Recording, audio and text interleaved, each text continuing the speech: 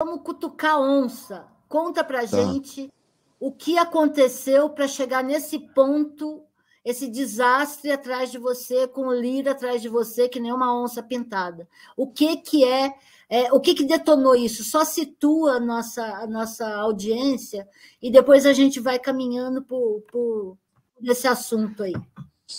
Lourdes, na legislatura anterior, no ano de 2022, o Lira queria colocar em votação no plenário da Câmara um projeto que entregava o controle acionário da Petrobras. Na prática, era a privatização da Petrobras. E ele chegou a anunciar isso no Colégio de Líderes da Câmara e ia tentar votar esse projeto, então, por maioria simples, e entregar a maior empresa da América Latina num projeto onde o povo só ia saber o que tinha acontecido depois que a urgência já tivesse sido aprovada. E aí, naquele momento, taticamente, eu utilizei o microfone e perguntei se ele não tinha vergonha, exatamente para que as pessoas entendessem, soubessem o que estava acontecendo ali dentro. Já nesse episódio, ele disse que trabalharia para eu não estar mais naquele plenário, ameaçou, inclusive, fazer com que a segurança me tirasse a força do plenário. Isso não aconteceu, mas imediatamente eles entraram com um processo no Conselho de Ética. E a avaliação que o nosso mandato fazia foi num ano eleitoral, que se eu perdesse as eleições, ele provavelmente avançaria no processo de cassação, mas se a gente vencesse as eleições, isso ficaria difícil por dois motivos. Primeiro, porque sairia com o respaldo das urnas, e segundo, porque eu poderia ser diplomado e tomar posse novamente em fevereiro, porque não daria tempo dele executar a inelegibilidade de 8 anos, e essa decisão do Conselho se tornaria inócua, pelo menos para esse mandato. Eu me reelegi dobrando o número de votos em relação à eleição anterior.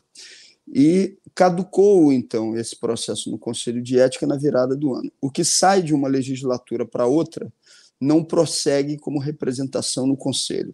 Mas a coisa começou aí.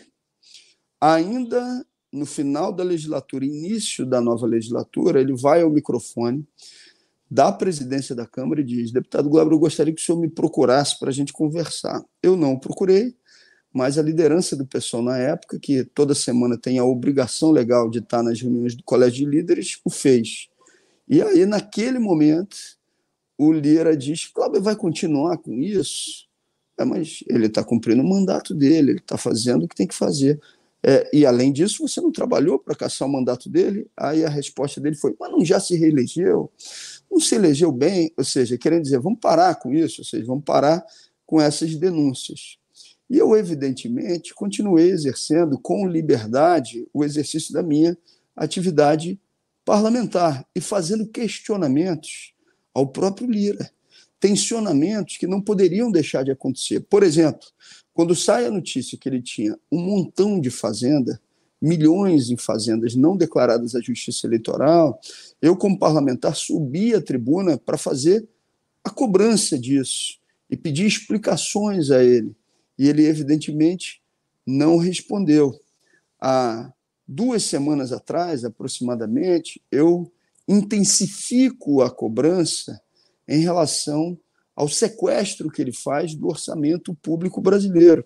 Porque presidente de Câmara autoritária a gente sempre teve, né? Ou seja, teve exceções, mas a maioria é sempre autoritária. Agora, um autoritário que controla bilhões de reais e tem a força de execução desse recurso, isso não tem precedente histórico na Câmara dos Deputados. O Lira se tornou um homem muito poderoso que controla o orçamento público através das chamadas emendas RP2, RP9, agora emendas de comissão, que são conhecidas publicamente como orçamento secreto.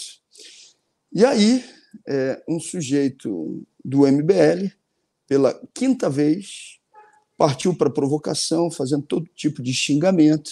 Ele já tinha ido nas rodas de conversa que eu faço no Largo da Carioca.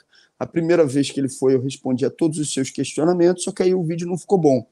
Da 2ª vez, esse sujeito do MBL volta mais violento, da 3ª mais, da 4ª mais violento, e chega a ameaçar a mãe de um militante nosso, dizendo que sabia onde ela morava. Esse sujeito, então, eu encontro com ele no corredor da Câmara dos Deputados, ali na entrada das comissões. Ele disse no seu Instagram, em um stories, que tinha uma missão, e botando o dedo na boca como se fosse um segredo em Brasília.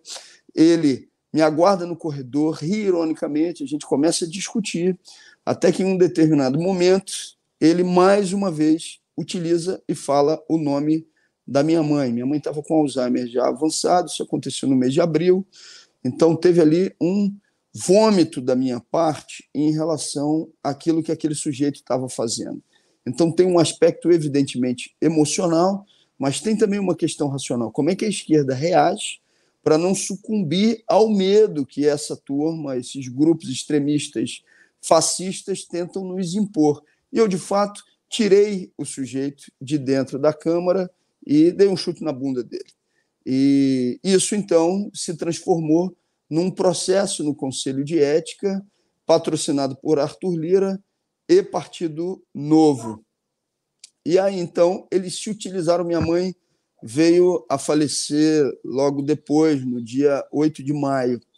Eles se utilizaram desse processo, então, para dar continuidade à perseguição que já tinha sido iniciada por Lira, mas com um componente a mais.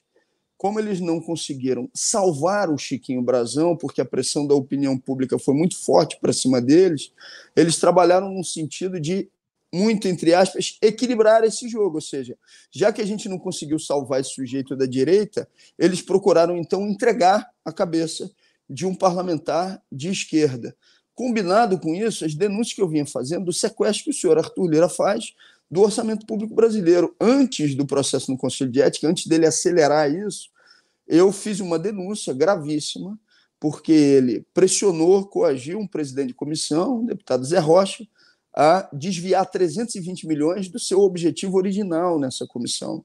E eu questionei isso também no plenário da Câmara dos Deputados.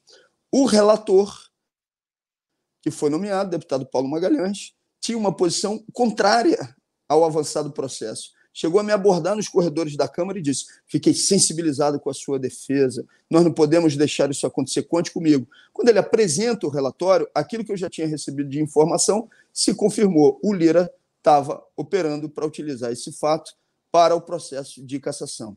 E então, Paulo Magalhães apresenta como admissibilidade uma peça acusatória, processo esse que foi então aprovado no Conselho de Ética. Tem um elemento que é importante. Nessa legislatura foram apresentadas 34 representações no Conselho de Ética. Só 2 tiveram admissibilidade aprovada, do Chiquinho do Brazão e a minha, agora. Então, Carla Zambelli, que correu atrás com uma pistola de um homem nas ruas de São Paulo, de um homem negro, nem sequer teve seu processo avaliado pelo Conselho de Ética. Golpistas, parlamentares que auxiliaram na tentativa de golpe do dia 8 de janeiro, tiveram seus processos paralisados na mesa diretora da Câmara e nem foram encaminhados para o Conselho. O Lira utiliza, então, esse procedimento agora como uma perseguição em articulação com os seus aliados, imaginando que com isso fosse me coagir, ou que eu ia fazer um acordo com eles, ou então já com a decisão de prosseguir se eu não recuasse para a cassação do mandato, e é o que está acontecendo nesse momento.